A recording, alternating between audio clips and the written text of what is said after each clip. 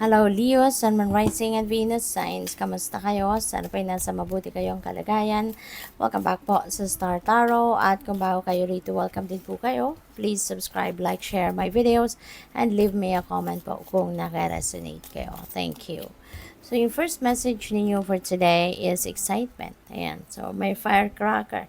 There is an exciting event siguro na dadaluhan kayo, pupuntahan kayo, or maaari na there is something, no? May activity ka na talagang full of excitement ang nararamdaman ninyo. So, this could be anything, no?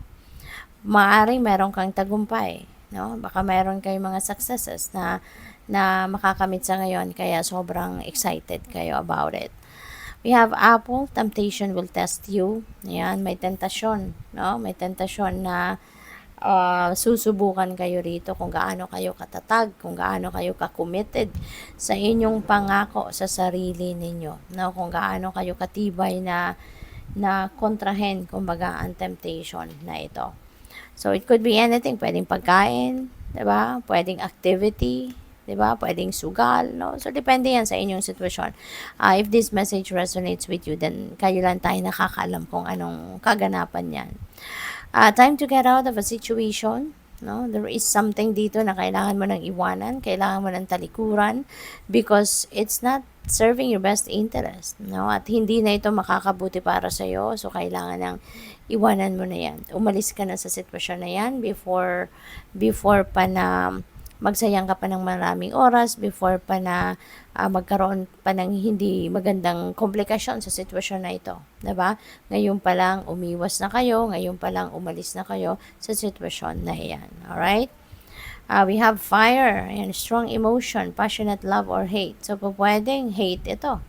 No? Nag-pick up ko dito, hate. Kaya siguro, may sitwasyon dito na this could be related to this, baka yung sitwasyon na to na kailangan na ninyong iwanan bago pa man kayo makaramdam ng hate dito, habang nagpapasensya ka pa, habang naiintindihan mo pa ang sitwasyon, habang hindi pa lumalala, no, ang mga usapan dito ninyo between you and another person, bago pa kayo tuluyang hate ang maramdaman ninyo, talikuran mo na ang sitwasyon na yan, umalis ka na. No? Kasi may stress ka lang dyan. Or, there is also another dito scenario para sa iba sa inyo, since we also have temptation dito will test you. So, pwedeng love ito, no, towards another person, pero hindi ito yung tamang tao, or hindi ito ang tamang panahon para dito, 'di ba?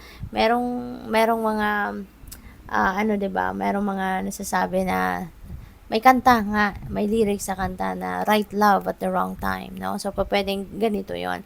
At before kayo malunod, no, sa tentasyon ng na ito na right love at the wrong time, 'di ba? So, before kayo mahulog sa ganyan, before kayo super my love sa person na alam ninyong mali, na alam ninyong hindi tama, na hindi dapat, 'di ba? So, before kayo malunod sa ganyan, umalis na kayo, iwanan mo na ang inyong sitwasyon na iyan. Ano? So, this is not specific. This is not for everyone. No? This is just specific for a few of you dito, Leo. You know, if this message resonates with you, then take it. Otherwise, leave it. No? Kasi ibig sabihin, hindi yan para sa'yo. No? If it doesn't resonate. Okay? So, hindi ito para sa lahat. Alright? Yung specific message na yan. What else? We have flute, disappointment in a friend or lover. Ayan. So, baka panggising din ito sa'yo. No? Baka ito nga, yung lover. No? Baka nandoon na kayo sa puntong talagang baka nagkantawag dito? Nagsama na yung gano'n, ano? At nag-develop na kayo siguro ng love for each other with this one. And maybe, kaya kayo siguro makakapag-isip na, teka lang, 'di ba? Tama bang ginagawa ko or something like that, kasi maybe meron kayong disappointment, no, na-disappoint kayo dito sa person na ito, kaya po pwedeng ganun, no, pwede rin naman na hindi, depende sa inyong sitwasyon. Okay, so what else? We have woman, dealing sa relationship with a woman. Ayan, so baka yung temptation na to is a woman, baka kayo, well, pwede rin naman na Pwede rin naman na babae kayo, pwede rin naman na lalaki kayo. So, depende sa inyong sitwasyon if this message resonates with you. Okay? Kaya maaari, no, yung temptation na to is this woman. Okay? So, para lang sa iba yan. Okay? What else? We have shark. Take care or there will be a loss of material wealth. Yan. So, mag-iingat kayo. Baka mabudol kayo ng taong ito, no? Baka dahil lang sa pera ito. Maaring ganon. So, depende sa inyong sitwasyon.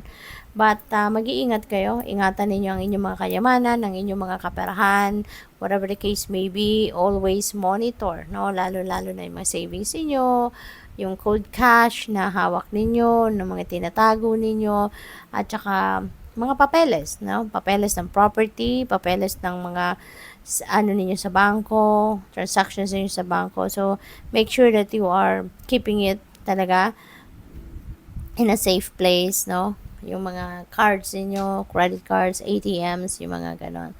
So, what else? We have not unsuccessful plans. Leo, ibig sabihin nito, no, na hindi ito para sa'yo.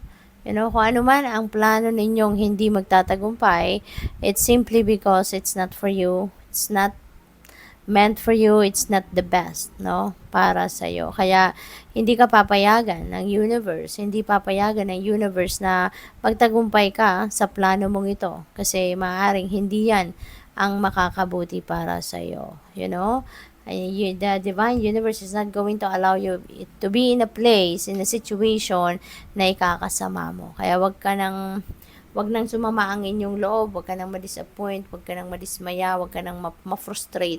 Kasi for sure, the divine universe is brewing something for you, something that is way better than what you are expecting, something way better than kung ano man ang hinahangad ninyo rito na mangyari sana. Okay? Kasi always remember na God is always giving us what is best for us. Alright? At ito, hindi yan ang best para sa'yo. Kaya hindi yan papayagan. We have older man, dealings, or relationship with an older man. Okay? So, this could be anyone. Maaring ito yon, yung love interest ninyo. Baka ito siya, or baka ito yung makakagalit ninyo. Or baka ito yung magpo-provoke sa inyo para magalit kayo. So, depende yan sa inyong sitwasyon. Alright? So, what else? We have bell, may announcement, may excitement, 'di ba? So, on a different note naman, merong kasiyahan din naman, may excitement din na mararamdaman kayo at some point. And that could be accomplishments, achievements, or baka meron dito mag-aasawa na, magpapakasal na, may bagong engage na, or baka merong magbubuntis, or merong buntis na, 'di ba? Nag-announce na ng kanyang pagbubuntis. We have 3 affairs with your family. Ayan. So, siguro yung announcement na to talaga regarding din sa pamilya. No? Baka mayroong achievement ng pamilya, mayroong kung ano na importanteng bagay or kaganapan, no, sa inyong pamilya.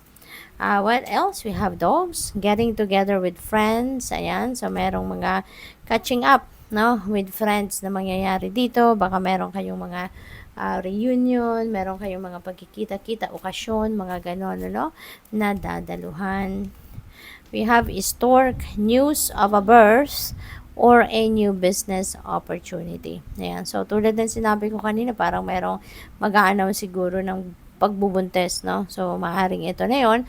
Or, pwede na merong announcement of a new business venture, no? Baka yun ang gagawin ng iba sa inyo. Good luck. Thank you for watching Love and Light. Namaste.